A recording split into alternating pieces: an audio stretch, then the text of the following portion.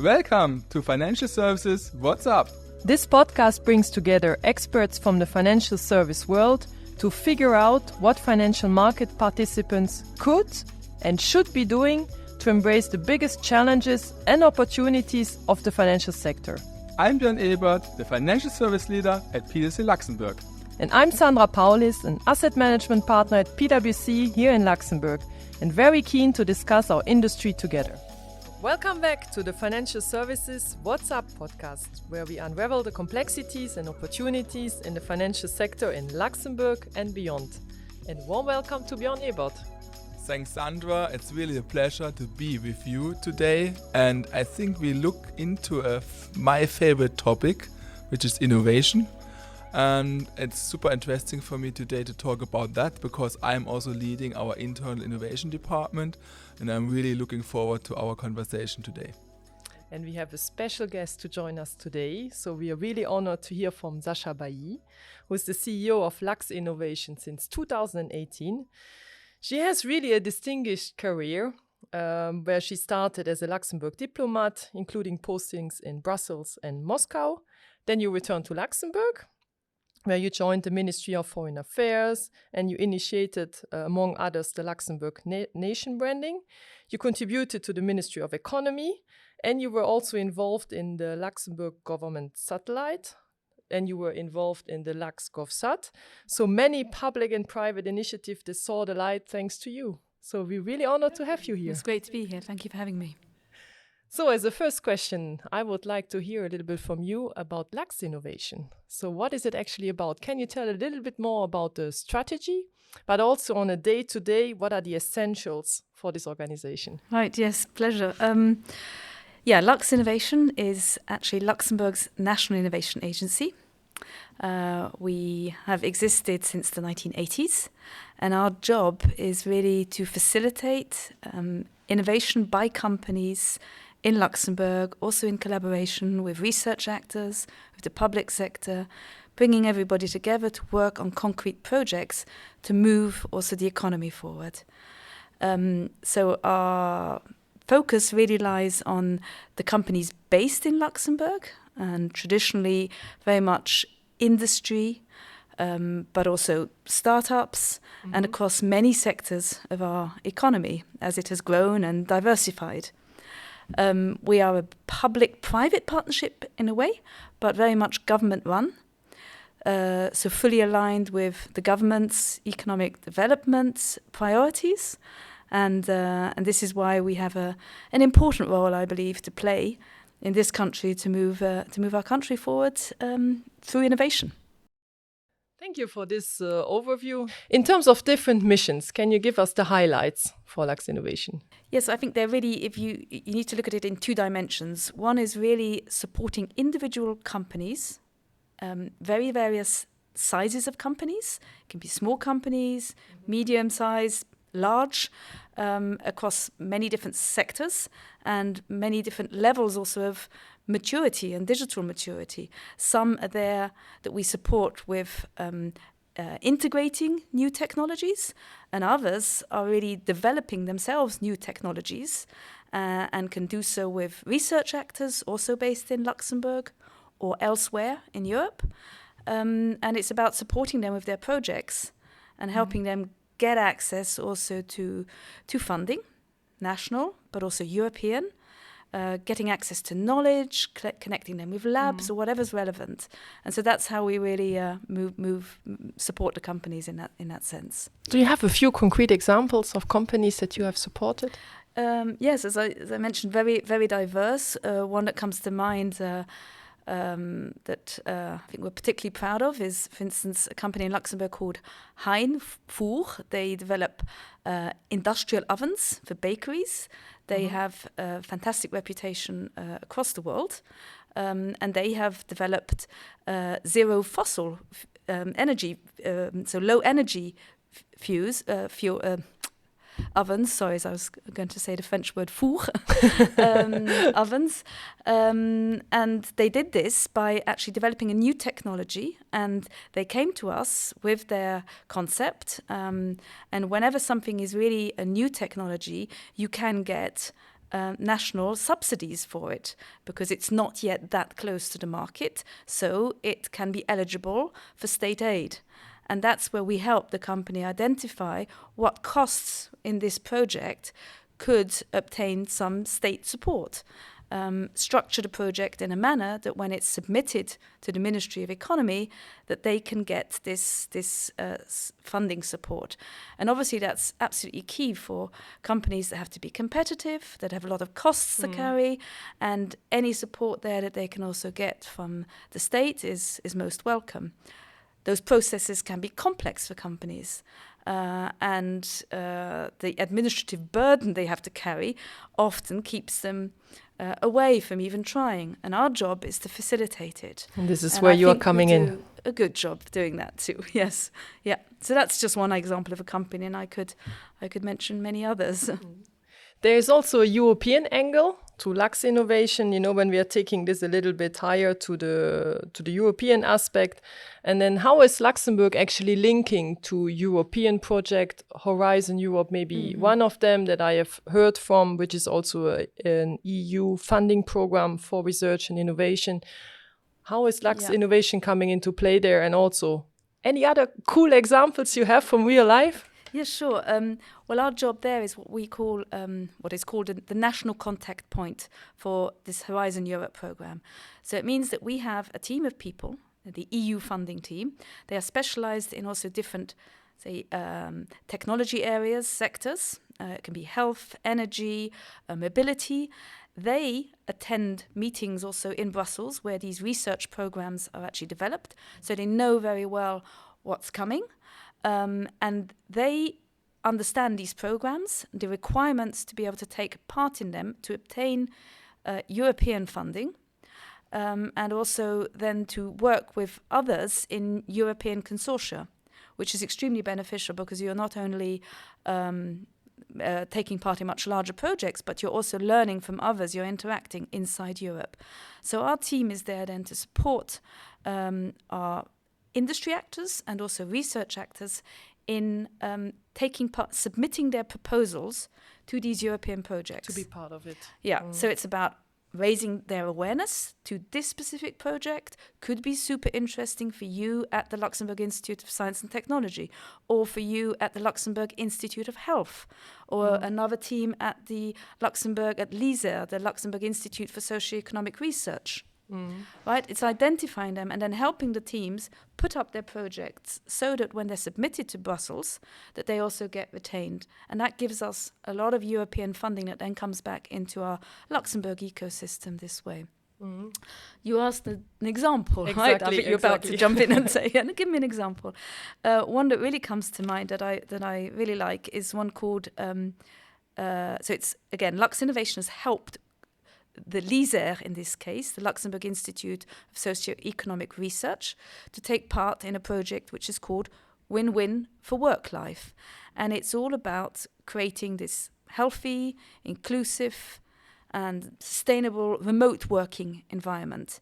And it's done in a way that you're looking across Europe in getting feedback from employees and employers, their perspectives on remote working. And what is important there is the goals around this are really understanding what works in favor of the work-life balance, but also it's integrated in much broader dimensions of mobility, land use and health, and it taking into account also regional and cultural factors. There's all these different elements that make that remote work works or works not so well. And this is extremely important to understand so that then you have evidence-based analyses to provide to policymakers. And for us to be able to take part in such a broad European project with the Luxembourg dimension, the Luxembourg experience, which is again very particular also with cross-border workers, that brings in a lot of fact-based analysis that then helps policymakers make good decisions. So there's just an example that comes to mind. Good point to hear that. And I would actually concur to your confirmation that Luxembourg is very special also with the cultural diversity that we have here and the cross-border aspect. Yep. Indeed, it is very unique. Now you mentioned different programs where you're actually locking in with Europe, with other agencies also here in Luxembourg. I'm wondering actually, how are the companies finding you? You know, if they say, oh, listen, I heard this podcast, there's maybe an idea that I have. How do they actually work with you? How do they find you, or how do you find them? Yes, good question. And it's a big challenge because we have services for many different types of companies, as I mentioned. It can be small ones in the craft sector, and it can be more industrial ones. It's companies based in Luxembourg, but it's also what we also do is attract companies worldwide to actually come to Luxembourg. So we also need to target them. And so the different ways of reaching them are depending again on the specific service that we have to offer and the target itself. So we have different means of reaching the companies. That means we use also social media, obviously. We organize specific events that are tailor-made for a specific type of audience. We bring speakers in so that then they can be made aware of what opportunities are out there for them. For the international side, we work very closely together with our diplomatic network of embassies and what we call Luxembourg Trade and Investment Offices. So we work hand in hand with them because they're in the ground, say in Japan or in the US, in the Silicon Valley, all over the world. And they have the contacts there on the ground with the company, and we provide them also with the narrative, with the arguments. Why come to Luxembourg? What do we have to offer you? So again, there's a targeting going on there. So it's again very specific depending upon the area. Okay. But behind that, there are different programs we have. So for instance, for helping a smaller company in Luxembourg, we have what we call a Fit for Digital program. Tell us more about it. Okay, where they can get an assessment made of their digital maturity. And again, digital maturity for different types of companies, depending on the sector, is a different topic. So you need different types of expertise. And the way these Fit for Digital or also Fit for Sustainability program we have work is that we pre-select on the basis of strict criteria external experts who have the know-how to go into a company and help that company carry out an assessment, a diagnostic. How digital are you? What could you do better in order to become more productive? Or fit for sustainability? How sustainable are you in the use of your materials, in your processes internally? And they get this diagnostic plus a roadmap by these external experts in order to then move forward in changing their organization. The interesting thing about these programs is they benefit also from state aid. So part of those costs of those external experts, again, subsidized by the state. So it's a boost to actually make them go down the road of innovation. And getting them fit for the future. Yes, yeah, that's the right. But then there's other programs, and this is, sorry, I'm so much to talk about, but there is also, this is kind of like what we say a bottom-up approach. Companies come to us with their projects, with their ideas, and then they apply to take part in this kind of program or to submit an R&D development project. Okay, and then we look at it. You're eligible. You're not eligible. This is what you need to do to become eligible, or whatever area it's in. But that's very much a bottom-up approach. Companies come, they apply. If they meet the criteria, they get the funding. But what we also do is more specific. What we say top-down, where we launch competitions or calls. And for instance, this other program for startups is called Fit for Start. It's twice a year. We launch a competition to select the best startups to take part in an accelerator program in Luxembourg, which is this Fit for Start accelerator program. There we run like specific verticals. It can be around health technologies, space tech, any data-related technologies, so specific verticals. We set up a jury. They select the best. We receive about 500 applications a year, of which then 25 are selected. And they then carry out their program in Luxembourg. They get a space in an incubator Technoport or else the House of Startups, for instance. They get coaching, and also they get a subsidy again, and that subsidy can go up to 150,000. So this is really substantial money that gets them started, but it's competitive. So it's really based on, the best are selected, and they come from all over the world and from Luxembourg. So it's something that's really interesting too. And there also I understand there's a European angle that sometimes you make a selection first in Luxembourg of companies that fulfill certain criteria based on specific requests. Yeah. And then you get them up and running and ready to also compete on the European level. Exactly.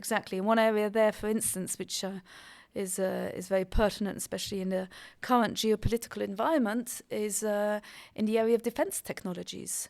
So, for instance, we launched there a call for companies that can develop defense solutions in Luxembourg.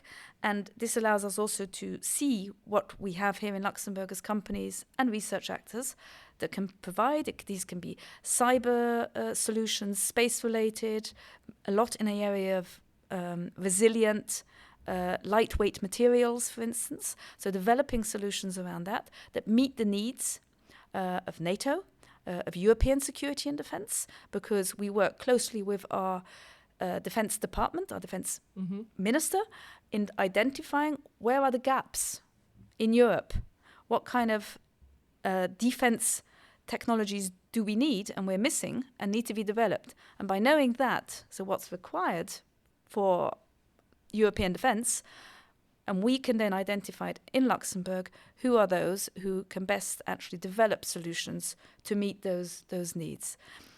So these companies, you mentioned European, yes, they also then, we can guide them towards European programs. The European Defence Fund, the European Defence Agency run also programs to look for European companies that develop defense technologies. So we place them into those programs too.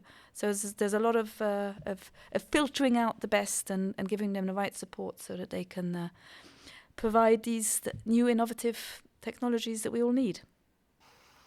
Yeah, thank you very much for all the explanation and all the example that you have shared.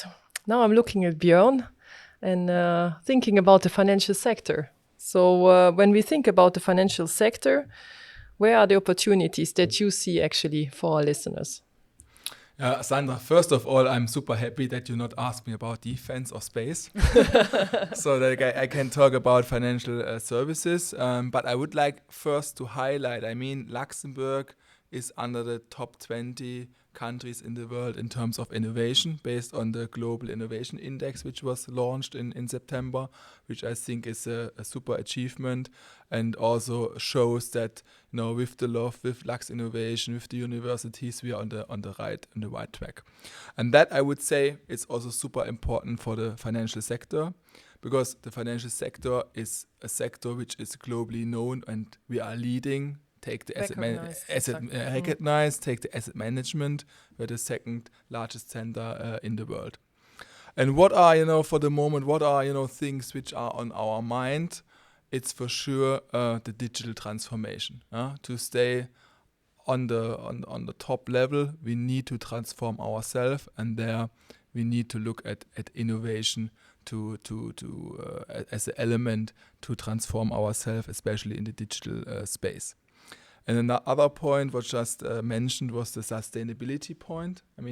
We are a center of excellence for sustainability, and therefore the innovation in the sustainability area is also important for the financial sector overall.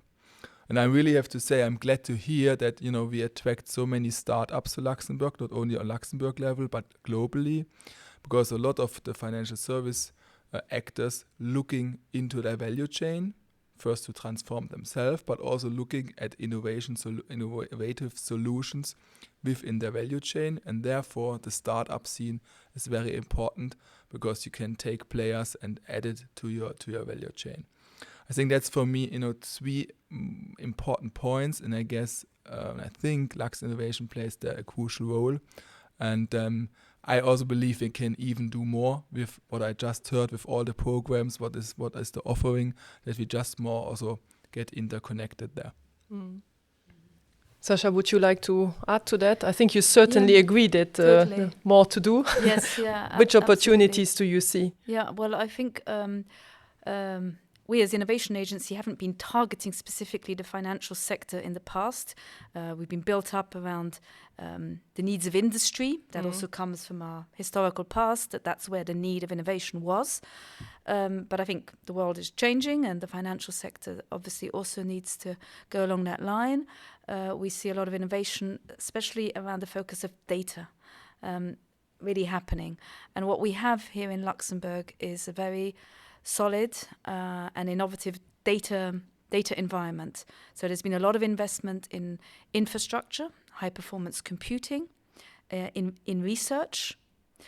Specifically, we have at the university the Center for Security, Reliability and Trust. SNT. So SNT, with around 500 data scientists, world recognized. So that's super important for developing new solutions with access to data. We have the Luxembourg National Data Service, which is a new entity in Luxembourg that connects access to large data sets to those who want to develop solutions around data. And it's the whole question of how do you get access to this data, make it interoperable, yet secure, anonymization of data. That's their role. There are already 50 staff there from the research environment. And this is something that the government has funded over many years, which is providing this environment where we support companies to develop new technologies that meet the needs of their business.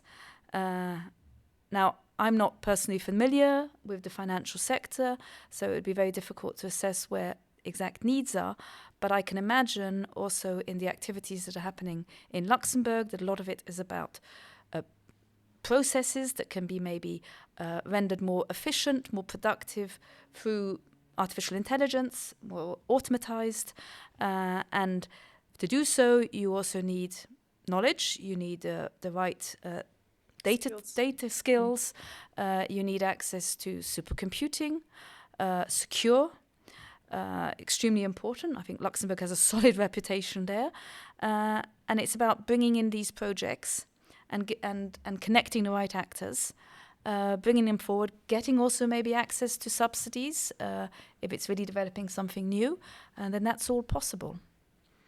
I think that's a really good point because, I mean, data is the foundation also for GenAI. If you talk about GenAI, to structure your data, and then with GenAI you can solve your pain points. And that what we are doing on the day-to-day basis here in the GenAI Business Center where we do the podcast. We look together with our client base, what are the pain points, how we can solve them. And I really like also the approach you offer then on your level, that we can bring that forward and you can help to solve that on a going forward basis. And if I can add to that, we do also have in Luxembourg, I forgot to mention it, a Luxembourg House of Financial Technology for fintechs. So it's bringing in new players to Luxembourg. They have their location. They are supported there. We also work together with them, giving them also the help to get access to funding also. But all this generates new activities, new ideas into the financial sector. So I think we have a lot of elements there in place. So the elements are there, you are facilitating. Now an example. Yeah. Do you have a good example to share from the financial sector? Well, again, not much experience in the financial sector, but one that came to us a couple of years ago was the BNP Paribas. Wanted to develop an AI solution internally. We connected them to the SNT, so the University Center for Security, Reliability and Trust, and they set up a joint project. They got the support of Luxinnovation in structuring it, and they also obtained funding, subsidies from the government to support the development of this AI application that's now being also used in the bank. But that's a perfect example. I think we need more of them. So I'm really looking forward to it, and I'm really positive that we can create more of that in 2025. Yeah, that's what this postcard is about, right? To give you new ideas now that you are listening to it and to see who you can connect to. So I think one thing to remember is go to the website of Luxinnovation where you can see That's right. how to connect and find the right support that you need. Thank you. Now, Sasha, this is also about you. You are about to leave Luxinnovation in a few months. Correct, yes. And after 7 Weeks. years, a few weeks actually to go. So it's actually 7 years that you have been leading Luxinnovation here in Luxembourg. And I was wondering what you are particularly proud of in all those years, you know, with the many things that you have seen, all the elements that have come to your desk. What is actually what's the element that you are the most proud of? Well, I think it's been an intense journey going into the agency nearly 7 years ago. I learned a lot. And that's been a great privilege to be able to learn a lot from many actors who have tremendous expertise across so many domains.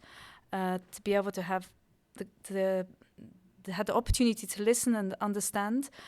And what I'm proud of is really being able to connect many of them better amongst themselves, and that. Seems like an obvious thing that should be happening, but it's not necessarily always the case, because everybody works within their own organization, within their own sector, within their own bubbles in many ways. And what I think I've managed quite well over the years is to encourage much more interconnection across different organizations, across different sectors. The interdisciplinarity is super important. And we were talking now, this is, financial sector and data. I mean, these are different areas of expertise, and you have to bring them together to actually move forward and also innovate in the sense of addressing the right topics. So I'm very proud of being able to connect the right actors together, having built trusted relationships where there is no fear of actually raising questions that you don't already know the answers for, and then things emerge from that, and that I am really pleased of. Yes.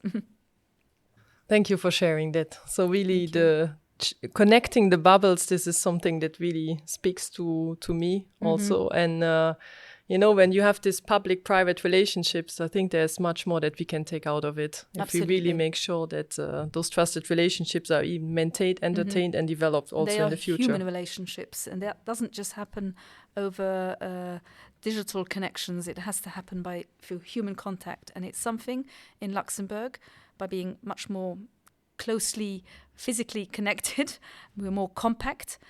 We really should use that by all possible means. Yeah, so to wrap up the episode, traditionally we ask our guest about a number, something that has recently caught your attention. So Sasha, what is your number? Well, I'm not a figures person, but the number that comes to mind is actually 13.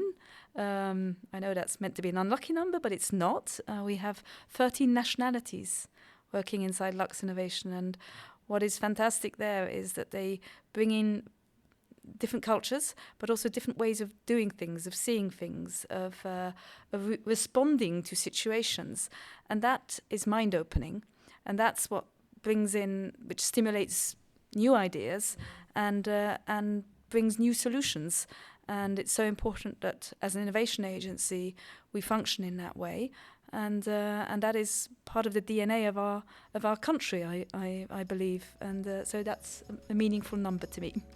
Thank you very much. So it's 13 out of more than 80 people? Yeah, over 80 people. Yes, 84, I believe. Yes, yeah, that's right. A toast to the diversity. Yeah, thank you. Yeah. So thank you very much, Sasha, for joining us today. Thank you very much, Björn. And thank you, Sandra, and I'm really happy that you have been here today. It was really a pleasure to have you in our podcast. Thank you very much for coming. Thank you very much. I really enjoyed it. Thank you.